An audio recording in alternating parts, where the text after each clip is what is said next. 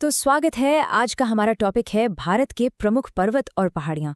और ये सारी जानकारी सीधे एसएससी फाउंडेशन बैच के स्टडी नोट से ली गई है। तो चलिए बिना देर किए शुरू करते हैं।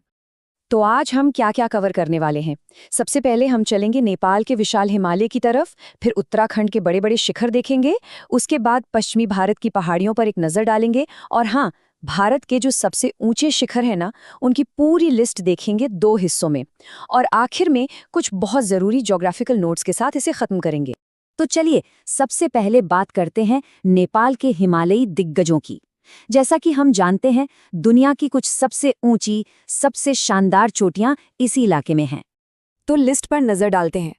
सबसे पहले है धौलागिरी, जिसकी ऊंचाई है 8172 मीटर। इसे श्वेत पर्वत भी कहते हैं। फिर है अन्नपूर्णा 8078 मीटर।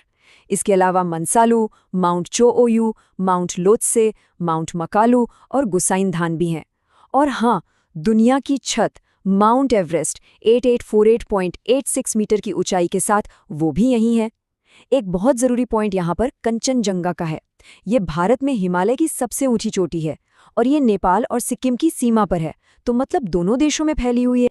अच्छा, अब ये जो डायग्राम है ना, ये बहुत काम का है। ये स्टडी नोट से ही लिया गया है और ये दिखाता है कि ये सारी चोटियां एक दूसरे के संबंध में कहाँ है। मतलब हम देख सकते हैं कि इनका क्रम क्या है, कौन सी चोटी किसके पास है। इससे एक बढ़िया विजुअल मैप बन जाता है दिमाग में। ठीक है, तो नेपाल के पहाड़ों से निकलकर अब हम आते हैं अपने देश में और चलते हैं उत्तराखंड की तरफ।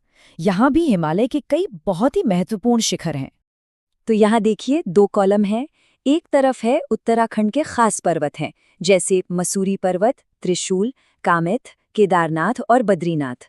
और दूसरी तरफ कुछ और ज़रूरी शिखर हैं, जैसे लद्दाख में साल्टोरो कांगरी, हिमाचल प्रदेश में धौलाधर पर्वत, जम्मू और कश्मीर में अन्नपूर्णा पर्वत और तिब्बत में कैलाश पर्वत। हाँ, एक बात पर ध्यान जरूर दीजिएगा, कामेत और केदारनाथ को यहाँ खास तौर पर इम्पोर्टेंट मार्क किया गया है, तो ये परीक्षा के लिहाज से बहुत ज़रूरी हो सकते हैं। चलिए अब जरा हिमालय के बर्फीले शिखरों से नीचे उतरते हैं और भारत के पश्चिमी हिस्से की तरफ चलते हैं। अब हम महाराष्ट्र और गुजरात की मशहूर पहाड़ियों की बात करेंगे। तो सबसे पहले महाराष्ट्र। यहाँ कौन कौन सी पहाड़ियाँ हैं? देखिए, अजंता, बालाघाट, गाविलगढ़, सतमाला और हरिश्चंद्र हिल्स, ये सब महाराष्ट्र की प्रमुख पहाड़ियाँ हैं। अब चलते हैं गुजरात। यहाँ की लिस्ट थोड़ी लंबी है। कच्छ, मांडव, बरडा, गिरनार और गिर। लेकिन जरा ध्यान दीजिए, यहाँ कई पहाड़ियों को इम्पोर्टेंट मार्क किया गया है। मांडव, गिर, धीणोधर और शत्रुंजय पहाड़ी। तो ये नाम याद रखना बहुत ज़रूरी है। तो अब आता है एक बहुत ज़रूरी हिस्सा। हम भारत के सबसे ऊंचे शिखरों की एक पूरी लिस्ट देखने वाले हैं, और क्योंकि ये लिस्ट थोड़ी लंबी है, इसे समझना आसान बनाने के लिए हमने इसे 2 हिस्सों में बांटा है। तो चलिए पहले भाग से शुरू करते हैं। ठीक है, तो ये रहा पहला भाग, रैंक 1 से 7 तक। नंबर 1 पर है सिरलाहा, हिमाचल प्रदेश में।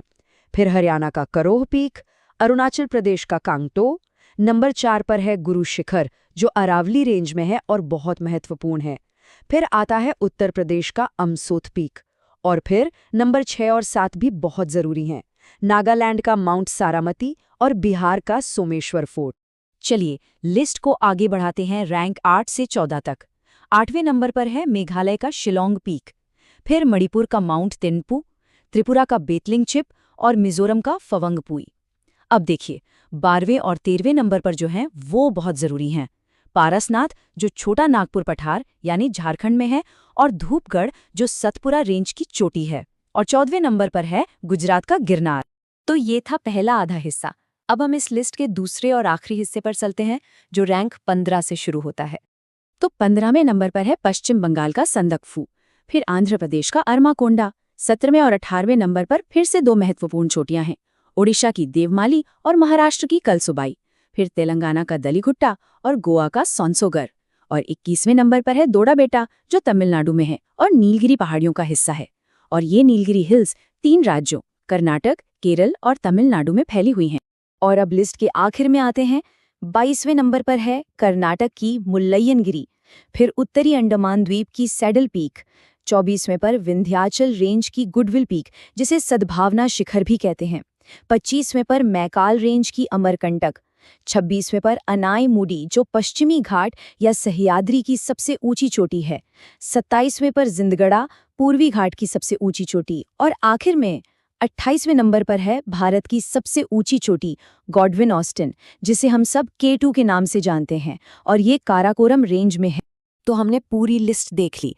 अब आखिर में कुछ बहुत ही ज़रूरी पॉइंट्स हैं जिन्हें याद रखना है, और साथ में एक बहुत काम का डायग्राम भी है।